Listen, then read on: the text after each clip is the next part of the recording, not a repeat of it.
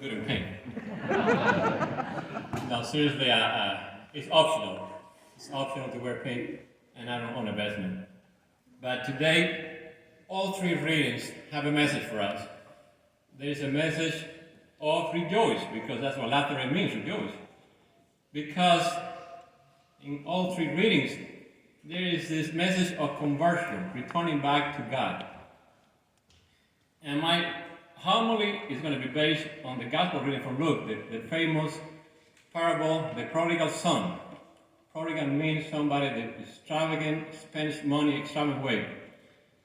But before I get into my reflection, I want to tell you this story about something that happened in our second grade class recently. My wife tells me she has a really good class of very smart kids. So she read them the same gospel reading about the prodigal son, and so she wanted to quiz them and find out how much they learned. And she asked him, who was sorry when the prodigal son came back home? And this little smart boy in the back of the class said, I know who it is. My wife said, who was it? He says, a fattened calf. Don't believe that, I'm really sorry. She made it up. Today, prodigal son story is one of third parables that Jesus tells the scribes and the Pharisees in response to the criticism that he spent too much time with sinners. You know, remember, you probably heard this, all the two parables, the lost sheep, the lost coin, and this prodigal son story, which is probably the most famous parable. So like I said, my homily is going to be based on this parable, and about the joy there is in heaven every time someone returns to God. And that is the same joy that is in heaven every time we go to confession. Every time we go to the sacrament of reconciliation, that's the same joy. Our families and friends are having a party every time we go to confession.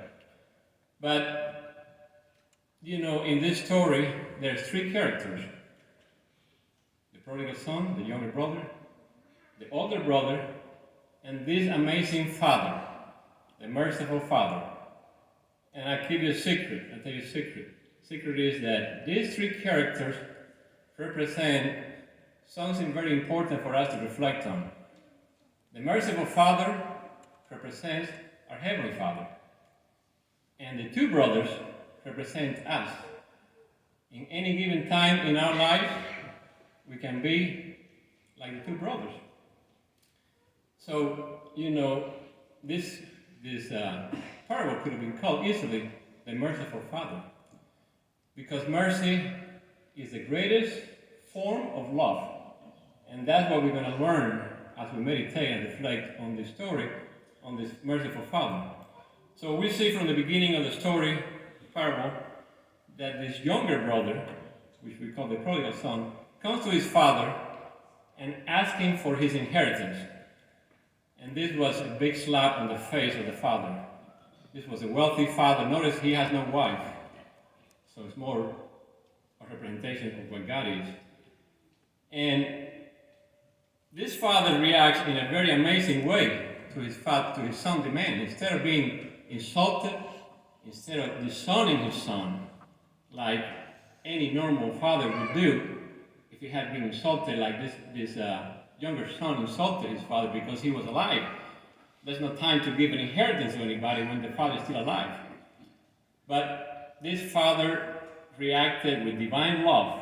Divine love. Which is divine love? Agape love. Unconditional love. That's the love of the Heavenly Father. And this man is showing us that love to his son. And he gives him 1/3 of his wealth. Because the tradition at the time was that the older son would get 2/3 and the youngest son would get 1/3 of the wealth. So this is an important fact to remember later on in the story when we talk about the older brother, because the older brother was going to receive 2/3 of his wealth. So this man goes away to a faraway land thinking he doesn't have to obey his father anymore. He can do whatever he wants. He's going to be free. He's going to be happy.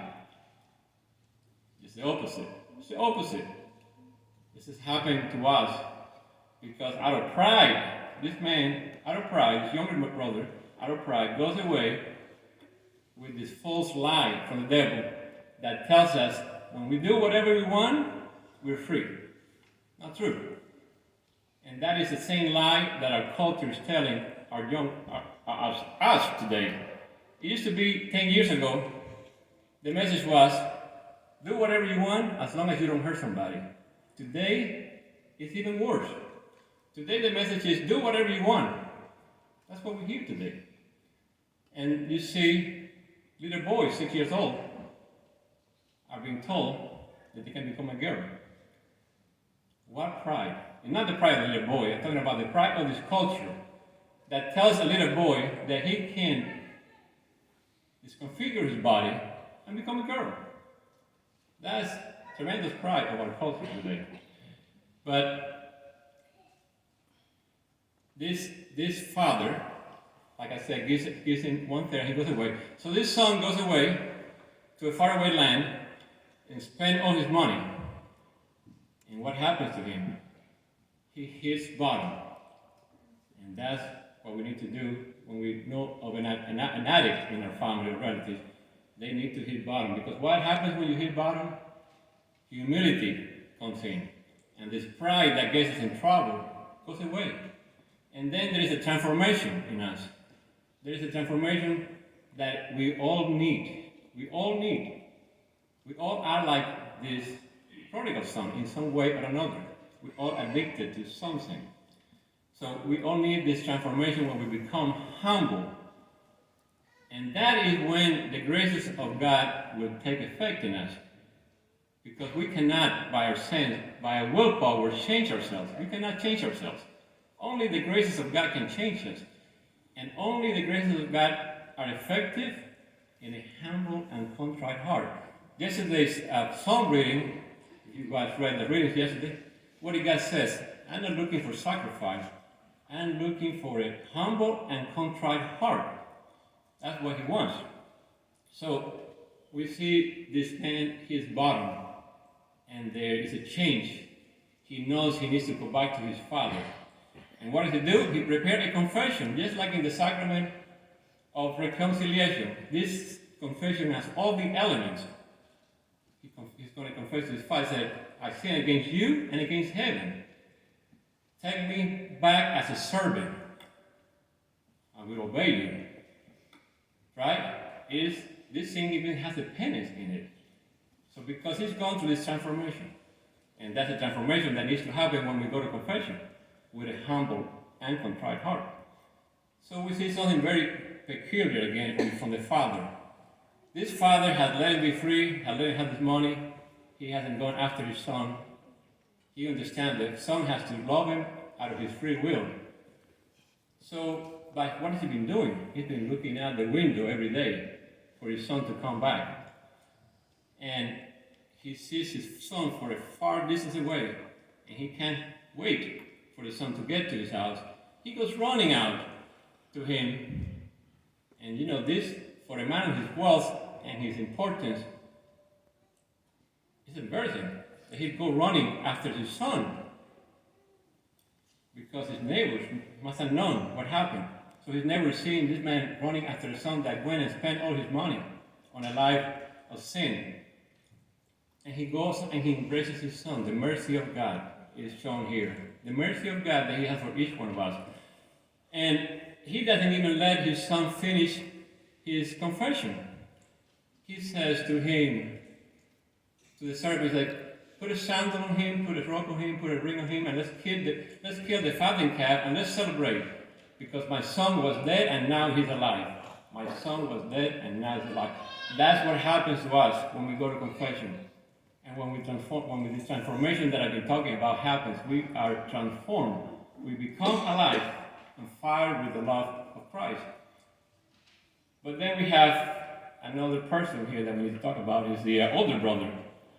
So the older brother comes from serving his father, and he noticed what's going on. That his father is spending all his money on a party to celebrate his younger son coming back after he spent all his money. And he gets angry and jealous. Notice younger son left the house, now he doesn't want to enter the house. The oldest brother doesn't want to enter the house. And here's what happened here. This older son has not realized that he is the beloved son of the father. He sees himself as a servant only. We're all servants to God, of course, but we're not only servants to God. We are his beloved sons and daughters. And this is what this young man fails to realize, that he's not a beloved son. So he's angry and jealous. So he won't come in to celebrate for his return of his brother, who's now alive after being dead. So there's so much to reflect on this week on these three characters that we see in this parable. And I ask you to spend some time this coming week reflecting on this. We all are like the two brothers, one way, and sometime in our lives we are like the two brothers. But the point of our life is to become like the Father, to become merciful, like our Father in heaven is merciful. May God bless you. Don't forget that I love you.